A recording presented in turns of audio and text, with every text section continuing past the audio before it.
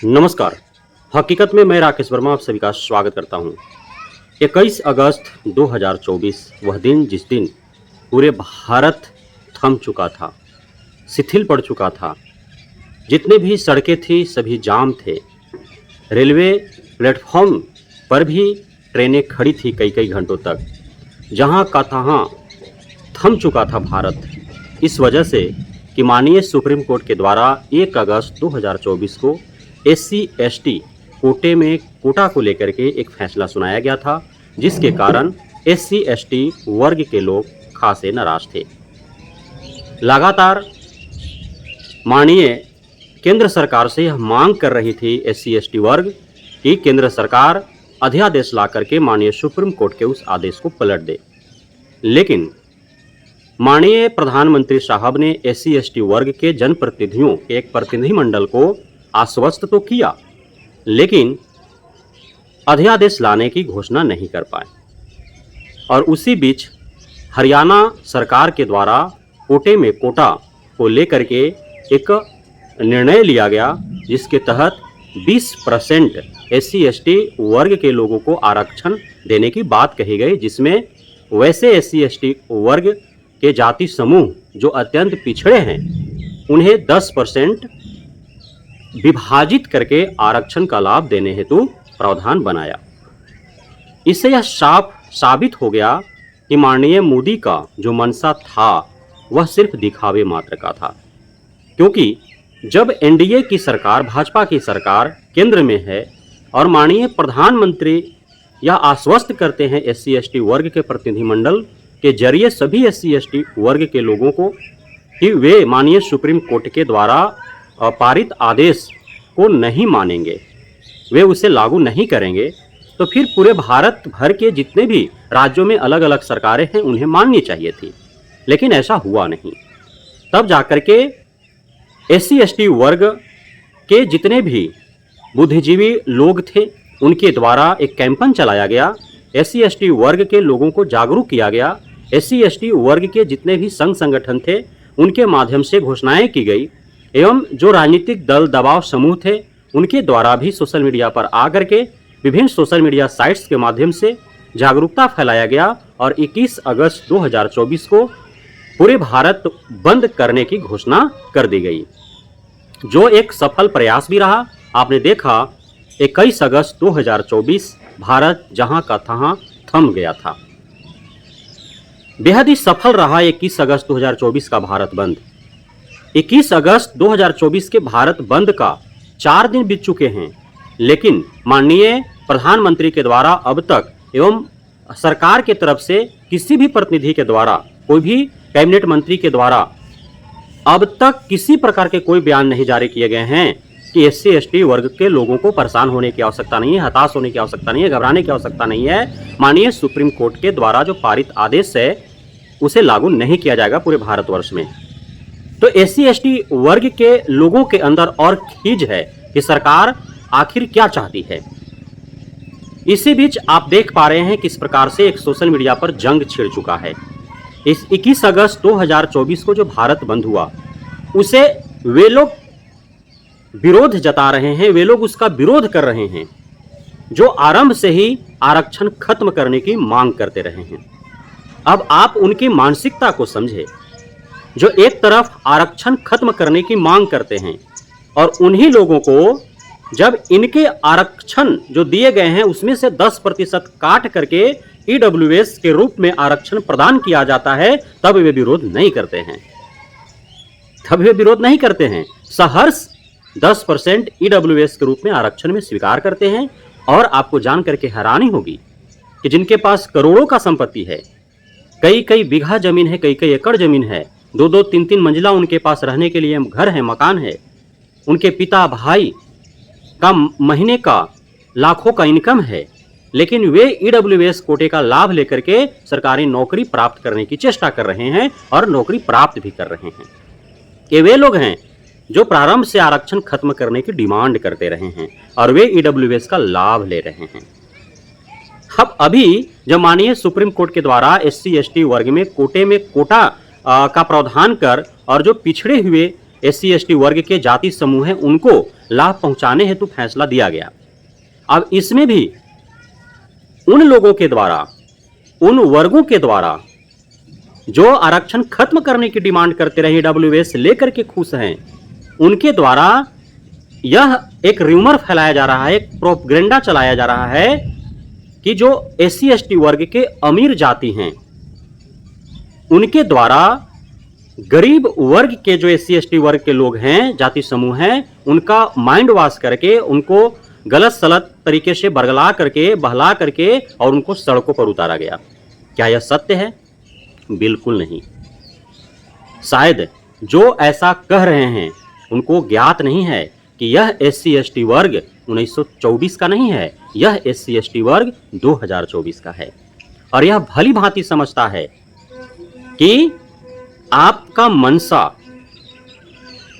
जो पिछड़े हुए एससी एसटी वर्ग के जाति समूह हैं उनका उत्थान नहीं है, बल्कि आपकी मनसा जो एससी एसटी वर्ग के जाति समूह थोड़ा ऊपर आए हैं उनका पतन करना है, ताकि आप एससी एसटी वर्ग के जो आरक्षण है उसका इस प्रकार डिवाइड कर दे, इस प्रकार बंदर बांट कर दे, इस प्रकार उसका खंड खंड बोटे बोटी कर दें, ताकि एससी एसटी वर्ग के जाति समूह आपस में ही लड़े झगड़े और कोई भी आरक्षण का लाभ न ले पाए, एवं उनके हक का जो आरक्षण का रिक्तियां हैं वो आगे चल करके बैकलॉग हो जाएं, आगे चल करके एनएसएफ हो जाएं और वह यूआर में जाकर के ऐड हो जाएं। और जो अभी आरक्षण खत्म करने की बात करते हैं, ईडब्ल्यूएस लेकर के जो खुश हैं, जो एससी एसटी कोटे में कोटा को लेकर के वे अपनी दलीलें दे रहे हैं कि अच्छी बात है, उनके हक में सारा उनका सीट चला जाए।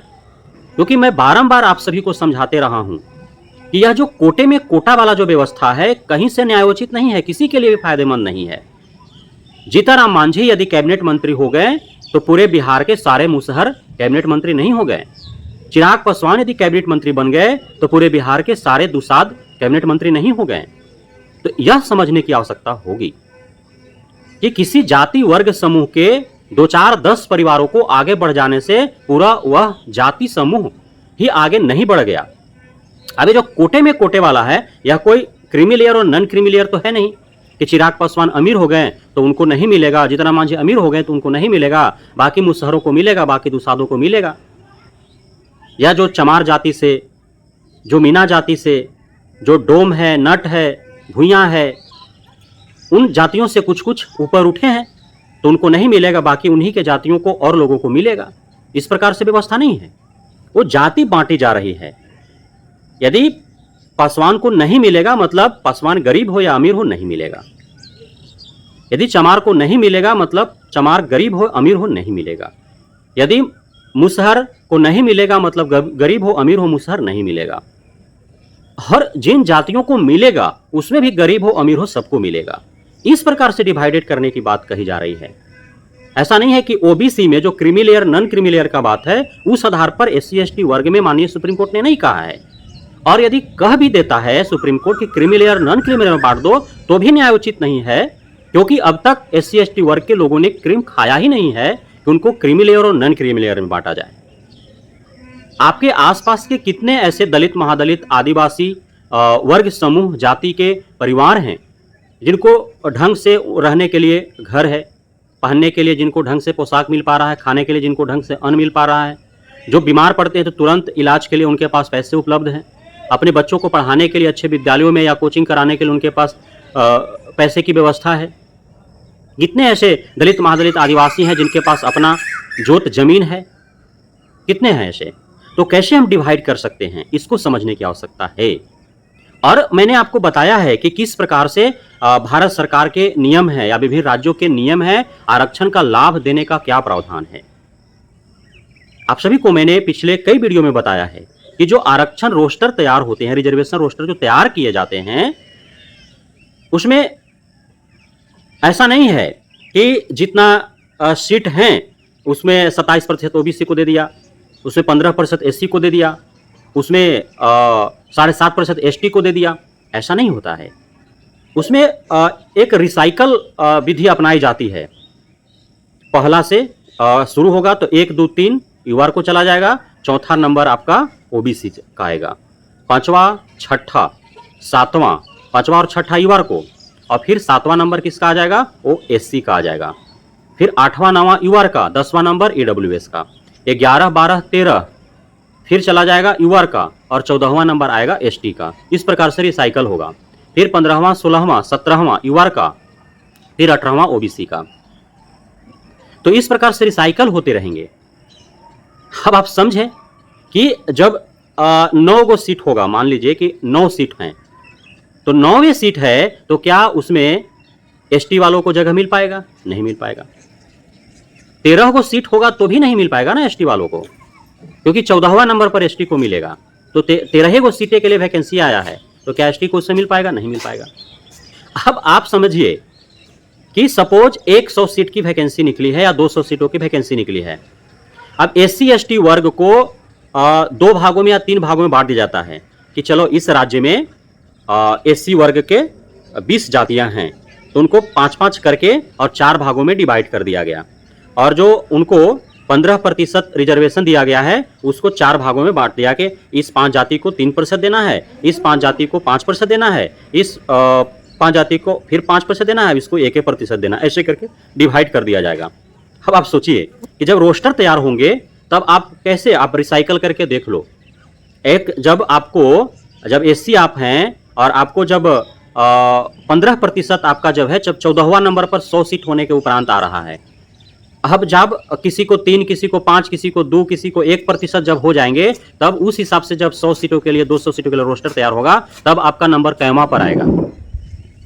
तो बहुत ऐसे हैं जिनको जगह ही नहीं मिल पाएगा, एका दुक्का लोगों को जगह मिल पाएगा।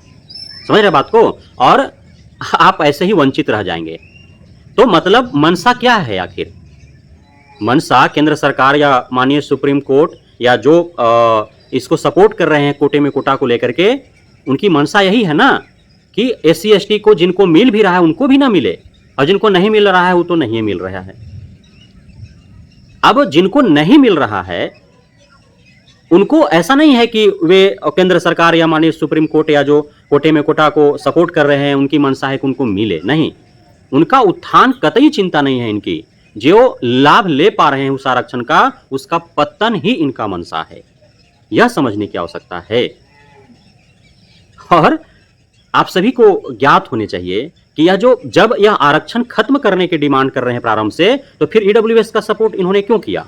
फिर एससी एसटी में कोटा को लेकर के इन्होंने सपोर्ट क्यों कर रहा है?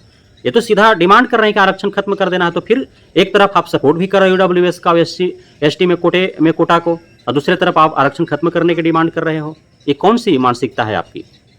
तो इसे समझने की आवश्यकता है। आप सभी एससी एसटी वर्ग के जितने भी जाति समूह हैं, सभी को माननीय सुप्रीम कोर्ट, केंद्र सरकार, आरएसएस एवं उनके विचारधाराओं से ओतप्रोत जितने भी हैं जो प्रारंभ से आरक्षण खत्म करने की डिमांड कर रहे हैं, और जो आरक्षण खत्म करने की डिमांड करते आए हैं, उन्होंने ईडब्ल्यूएस का सपोर्ट किया, ईडब्ल्यूएस का लाभ ले रहे हैं, वही कोटा में कोटा को लेकर के भी सपोर्ट कर रहे हैं कि माननीय सुप्रीम कोर्ट का ऑर्डर या निर्देश जो है या सही है, आदेश सही है। तो आपको उनकी मनसा ही झलक जाएगी कि आखिर वे क्यों सपोर्ट कर रहे हैं। वो आपका बर्बाद कर देना चाहते हैं। मैंने बारंबार कहा है कि आरक्षण का लाभ लेने के लिए भी योग्यता होनी चाहिए। आपके अंदर योग्यता है तभी तो आरक्षण ले पाएंगे ना। जब आपको रहने के लिए छत नहीं है, पहनने के लिए पोशाक नहीं है, खाने के लिए अन्न नहीं है, तो आप पढ़ने नहीं जा रहे हैं, और जब पढ़ेंगे नहीं तो फिर आरक्षण लेंगे कैसे? यदि आपको ग्रुप डी का भी नौकरी चाहिए तो आपको स्कूल पास करने होंगे, हाई स्कूल 10वीं पास करनी होगी, 12वीं पास करनी होगी, तभी आप ग्रुप डे में नौकरी है तो आप योग्य हो पाएंगे। और जब 10वीं 12वीं पास हो जाएंगे तभी ना ग्रुप डी है तो आप आवेदन करेंगे, और तभी ना वहां आरक्षण आपको मिल पाएगा कि आपके लिए इतना सीट सुरक्षित है तो आप नौकरी ले लेंगे। लेकिन अब तक आप विद्यालय ही नहीं गए हैं। अब तक आप कहाँ रह रहे हैं? तो फुटपाथों पर, झुग्गियों में रह रहे हैं। अब तक आप कहाँ रह रहे हैं? तो अभी आप पुल पुलिया के नीचे जीवन गुजार रहे हैं। अभी आप कर रहे हैं तो कभी यहाँ कभी वहाँ जिंदगी गुजार रहे हैं, कहीं तंबू लगा करके, कहीं फूस की झोपड़ी लगा करके, इस प्रकार से आप जिंदगी जी रहे हैं। तो जिन जातियों को सेपरेटली आरक्षण देने की बात सुप्रीम कोर्ट कर रही है, और ये जो आरक्षण विरोधी लोग जो कोटे में कोटा को लेकर के सपोर्ट कर रहे हैं, वे किनके लिए? उनके लिए जो झुग्गियों में रह रहे हैं, झोपड़ियों में रह रहे हैं, जो पुल पुलिया के नीचे अपना जीवन बसर कर रहे हैं, जो फुटपाथों पर तंबू गाड़ के रह रहे हैं, जो यत्र तत्र घुमंतु भोटिया की तरह अपनी जिंदगी जी रहे हैं, उनके लिए डिमांड कर रहे हैं। अब वे तंबू में रह रहे हैं, झोगी झोपड़ी में रह रहे हैं, वो पुल पुलिया के नीचे रह रहे हैं, उनका ठिकाना नहीं है, आज यहाँ है तो कल कहाँ जाएंगे। उनको पहले विद्यालय तक पहुंचाओ, तो उनको रहने के लिए घर दो, पहनने के लिए पोशाक दो, उनको खाने के लिए अन्न दो, पोषक आहार दो, हस्तपुष्ट उनका शरीर दो, उनको शारीरिक मानसिक रूप से पढ़ने हेतु काबिल बनाओ, तैयार रखो उनको विद्यालय तक पहुंचाओ, विद्यालय से उनको डिग्रियां दिलाओ, 10वीं 12वीं ग्रेजुएशन पोस्ट ग्रेजुएशन का एवं अन्य जितने भी टेक्निकल वोकेशनल प्रोफेशनल कोर्स हैं वो सारे करवाओ। तभी तो नौकरी के लिए अप्लाई करेंगे, आवेदन करेंगे, या उस शिक्षा हेतु उनको उस योग्य बनाओ। नीट का परीक्षा देना है तो आप 12वीं पास करेंगे तभी तो नीट में प्रवेश पाने हेतु आप प्रवेश परीक्षा दे पाएंगे। आप अभी 12वीं नहीं किए हैं तो नीट में बैठेंगे कैसे, और जब बैठेंगे नहीं तो फिर आपको आरक्षण मिलेगा कैसे। समझने और सोचने वाली बात है। यदि आपको ग्रेजुएशन पोस्ट ग्रेजुएशन करने हैं अच्छे विश्वविद्यालय से, या फिर किसी NIT में एडमिशन आपको लेना है, IIM में एडमिशन लेना है, IIT में एडमिशन लेना है, तो फिर आपको 12वीं तो कंप्लीट करने होंगे ना, और आप 12वीं ही कंप्लीट अब तक नहीं कर पाए हैं। तो फिर IIM, IIT, NIT या JNU, जामिया मिलिया इस्लामिया, BHU या अन्य बड़े बड़े जितने भी यूनिवर्सिटीज़ हैं उसमें आप कैसे जाएंगे। विभिन्न कोर्सेज करने के लिए आप प्रवेश परीक्षा में कैसे सम्मिलित हो पाएंगे। विभिन्न भर्तियों में आप कैसे सम्मिलित हो पाएंगे जब आप अभी तक आपके पास डिग्रियां ही नहीं है। तो आप आरक्षण लेने योग्य ही नहीं है और आपको आरक्षण दे दिया जाएगा। आज़ादी से 75 वर्ष बीत चुके हैं लेकिन अब तक आप विद्यालय गए नहीं हैं। भारत में SC ST वर्ग के कई ऐसे जाति समूह हैं पूरे भारतवर्ष में जिनका एक पीढ़ी भी अब तक विद्यालय का चेहरा नहीं देखा है। और यह एक राजनीति होगी वहां की सरकारों की। वहां के सरकारों को जो अनारक्षित कैटेगरी में आते हैं उनको अप्रत्यक्ष रूप से लाभ पहुंचाने का एक राजनीतिकरण होगा यदि कोटे में कोटा लागू हो जाता है कहीं तो। कि चलो इन जातियों को दे दो, ये जाति तो स्कूल गए ही नहीं, विद्यालय गए ही नहीं, ये तो इस नौकरी के काबिल ही नहीं है, ये तो यहाँ इस में प्रवेश पाने के काबिल ही नहीं है, दे दो आरक्षण इनको। ये यूं ही आवेदन ही नहीं करेंगे तो ऐसी बैकलॉग में सीट चला जाएगा, ऐसी NFS में हो जाएगा और फिर आगामी में आप आगामी प्रवेश परीक्षा या भर्ती लेंगे तो उसमें आप जो है युवार में इसको तब्दील करके युवार वालों को लाभ दे देना। यही तो होगा ना। तो इसे समझने की आवश्यकता है कि कोटा में कोटा का जो आदेश है माननीय सुप्रीम कोर्ट का, उसका सपोर्ट उन लोगों के द्वारा किया जा रहा है जो आरक्षण विरोधी रहे हैं। EWS मिलने पर वे खुशियां जता रहे हैं, उनके द्वारा एक जो है आपको सपोर्ट किया जा रहा है। तो आपको सपोर्ट करने का मैं बार बार बोल रहा हूं कि उनको चिंता इस बात की नहीं है कि जिनको नहीं मिला है उनको मिले। उनका मनसा यह है कि जिनको मिला है उनका किस प्रकार से पतन कर दें, उनका कैसे उनको वहीं रोक दें कि अगला पीढ़ी और आगे न बढ़ पाए। तो सर्वप्रथम आप सरकार से डिमांड करें कि हमें रहने के लिए घर दो, हमें पहनने के लिए पोशाक दो, हमें खाने के लिए अन्न दो, हमें एक अस्थायी निवास स्थल दो, हमारे लिए शिक्षा हेतु बेहतर व्यवस्था बनाओ, हमें शारीरिक और मानसिक रूप से शिक्षा प्राप्त करने हेतु तैयार करो, हमें डॉक्टर इंजीनियर बनने हेतु उस लेवल तक जाने के लिए हमारा क्वालिफिकेशन दो, हमें 10वीं तक पढ़ाओ, 12वीं तक पढ़ाओ, हमें विद्यालय तक ले जाओ ताकि हम नीट प्रवेश परीक्षा में बैठ सकें। तभी तो आरक्षण मिल पाएगा हमको, ताकि हम ग्रुप D का कम से कम नौकरी हेतु हम एलिजिबल हो सके, तभी तो हम आरक्षण ले पाएंगे। ताकि हम IIM, IIT, NIT में एडमिशन हेतु हम प्रवेश परीक्षा दे सके, तभी तो हम आरक्षण के तहत IIM, NIT और IIT में एडमिशन ले पाएंगे। हमें ग्रेजुएशन करवाओ, पोस्ट ग्रेजुएशन करवाओ, हमें DLED करवाओ, B.Ed करवाओ, हमको BCA कराओ, BSc IT कराओ, BBA कराओ, BBM कराओ, अलग अलग प्रकार के जितने भी टेक्निकल प्रोफेशनल वोकेशनल कोर्सेज हैं वो हमको कराओ। तभी तो अब हमको UPSC का परीक्षा देना होगा तो हम ग्रेजुएशन करेंगे तब तो UPSC में बैठेंगे। हम ग्रेजुएशन है ही नहीं, ग्रेजुएशन छोड़ो, हम तो विद्यालय में नामांकन ही नहीं मेरे बच्चों का है, तो हम तुम्हारे आरक्षण का लेकर के लाभ क्या करेंगे। तुम आरक्षण दोगे ही तो हम कैसे ले पाएंगे उसको, कोई फायदा नहीं है। तो इस चीज़ को समझने की आवश्यकता है।